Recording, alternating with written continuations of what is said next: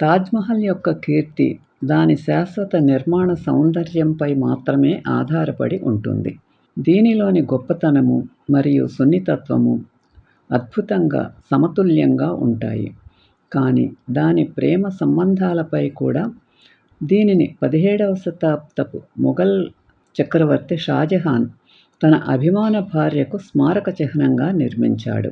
ఆమె మరణం అతన్ని అచంచలమైన దుఃఖంలో ముంచెత్తింది. స్త్రీ పట్ల పురుషుని భక్తికి భౌతిక చిహ్నంగా తాజ్‌మహల్ అద్వితీయమైనది.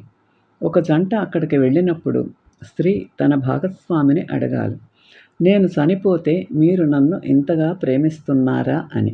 ప్రపంచ రాజు 1592 1666 1028 నుండి 1658 వరకు మొఘల్ సామ్రాజ్యాన్ని పరిపాలించాడు.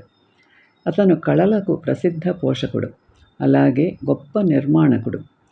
అతని పాలనలో సామ్రాజ్యం రాజకీయంగా మరియు సాంస్కృతికంగా ఉచ్చస్థితిలో ఉంది. అతను కేవలం 15 సంవత్సరాల వయస్సులో ఉన్నప్పుడు షాజహాన్ను బాల్యంలో ప్రిన్స్ ఖురామ్ అని పిలుస్తారు. తన తండ్రి ప్రధానమంత్రి 14 ఏళ్ల కుమార్తె అర్జుమంద్ బాను బేగంను కలుసుకుని ప్రేమలో పడ్డాడు. ఆమె అందమైనది, తెలివైనది మరియు ఉన్నత వంశానికి చెందినది.